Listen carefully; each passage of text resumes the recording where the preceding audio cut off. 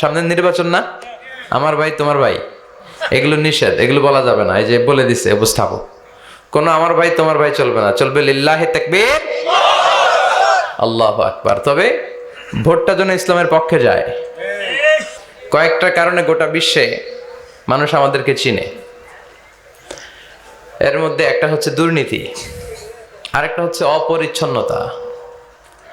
আমরা যেখানে সেখানে আবর্জনা ফেলি, দেশের বাইরে গেলে একটু পরিষ্কার চলি, দেশে আসলে যেই সেই।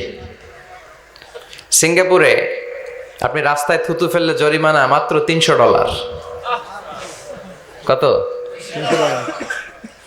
রাস্তায় যদি আপনি লিটারিং করেন, আপনি থ্রো করলেন কোনো জিনিস, চিপস খাওয়ার পরে চিপসের প্যাকেট ফেলে দিলেন, এটা পুলিশ দেখলে আপনারে $500 জরিমানা দিবে। একজন কয় সুবহানাল্লাহ। তো এই জরিমানাগুলো আমাদের দেশে দরকার ছিল, ঠিক কি না? সরকার চাইলেই এগুলো পারে।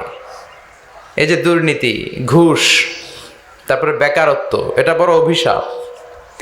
যুবক ছেলেগুলোর ধ্বংস হয়ে যাওয়ার অনেকগুলো কারণের একটা কারণ হচ্ছে বেকারত্ব।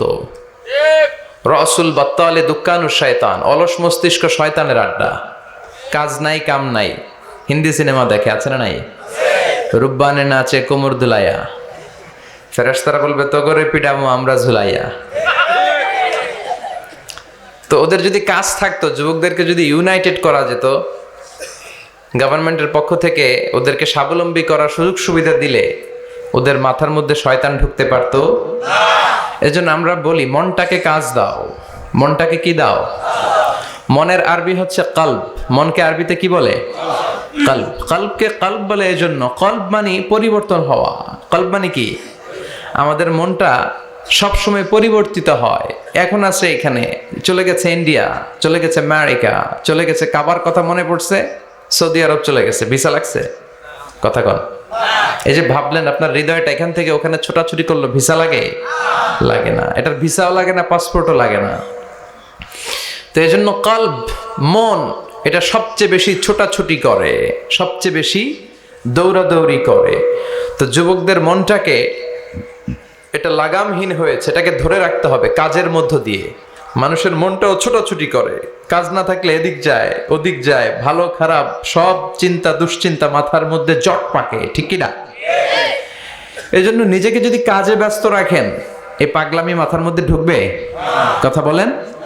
এই জন্য আমাদের স্লোগান হচ্ছে মনটাকে কাজ দাও। কি দাও? সবসময় নিজেকে কাজে ব্যস্ত রাখতে হবে। এই বেকারত্ব চাইলেই সরকার দূর করতে পারে।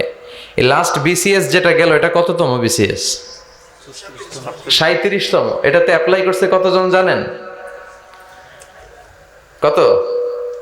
যে পরিমাণে লোকজন অ্যাপ্লাই করেছে তাতে খুব সম্ভবত প্রায় 300 কোটি টাকা পেয়েছে গভর্নমেন্ট। শুধু যে ব্যাংক ড্রাফট করে অ্যাপ্লাই করা লাগে। এই বাংলাদেশ ভারত পাকিস্তানে, পাকিস্তান বাদ দিলাম, ওটার কথা কইলি রাজাকার, কথা কয় না। বাংলাদেশ ভারত, এই দুটার কথাই বলি। এই দুই দেশে চাকরি সোনার হরিণ, ঠিক কিনা? কেরানির কিছু পদের জন্য হাজার হাজার ডক্টরেট ডিগ্রিধারীরা ইন্ডিয়াতে অ্যাপ্লাই করেছে। বাংলাদেশেও এই করুণ দশা। তো এই যে বিসিএস পরীক্ষার্থীদের কাছ থেকে হাজার হাজার কোটি টাকা গভর্নমেন্ট নিয়ে নিল, এটা দিয়ে ওদের কর্মসংস্থানের দরকার আছে না নাই? এটা গভর্নমেন্টের দায়িত্ব, সরকারের দায়িত্ব। সরকার যদি এই কাজ করে, সরকার যদি ইনসাফপূর্ণ কাজ করে, তাহলে ইন দ্য ডে অফ জাজমেন্টে আল্লাহর আরশের নিচে সরকারের সদস্যদেরকে ছায়া দিবে কে? আর যদি উল্টাপাল্টা করে, মায়ের আছে না নাই? নগদ মায়ের, ঠিক কিনা? কবর থেকে শুরু, জাহান্নামের আখড়া বানিয়ে আল্লাহ রাখবে। চিৎকার করে বলেন ঠিক কিনা?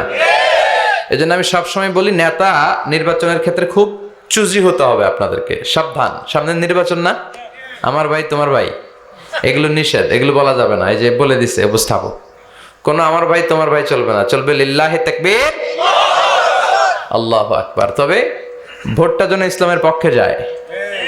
কোন দলের পক্ষে কোনো মাহফিলে কথা বলা যাবে না, কারণ এটা সবার প্রোগ্রাম। এখানে মুসলিম আসবে, অমুসলিম ভাইরাও আমাদের তাফসীর শুনে না? অনেক অমুসলিম তার নাম পরিবর্তন করে, এফিডেভিট করে, শাহাদা বাক্য পড়ে মঞ্চে ঘোষণা দেয়, আমার নাম ছিল সুভাষ চন্দ্র দাস, আজকে থেকে আমি আব্দুল্লাহ। এই তাফসীর মাহফিলগুলো, এগুলো উইটনেস, আমাদের জন্য সাক্ষী। এজন্য এই প্রোগ্রাম সবার, ইসলাম হচ্ছে সবার। কোরআন হচ্ছে সবার, ইসলাম ধর্ম কি শুধু আমাদের?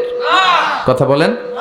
এটা সবার জন্য আল্লাহ পাঠিয়েছে। এটা হিন্দুদেরও ধর্ম, এটা খ্রিস্টানদেরও ধর্ম, এটা সবার ধর্ম। কিন্তু ওরা না মানলে আমরা কি করব? কথা বলেন। কোরআনটা কি শুধু আমাদের?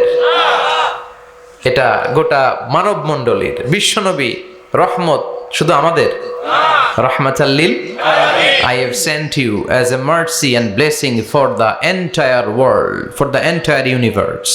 ও নবী, আমি আপনাকে গোটা বিশ্বের জন্য রহমত করে পাঠিয়েছি।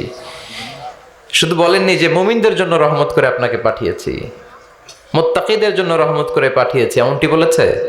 সবার জন্য। তাফসীর মাহফিল সবার, এখানে সবাই আসতে পারবে, আস্তিক নাস্তিক, হিন্দু বৌদ্ধ খ্রিস্টান মুসলমান সবাই আসতে পারবে। ওদেরকে আসার সুযোগ করে দিতে হবে, তাহলেই না ওরা ইসলামের সৌন্দর্য দেখে ইসলামের প্রতি আকৃষ্ট হবে। চিল্লায় বলেন ঠিক কিনা?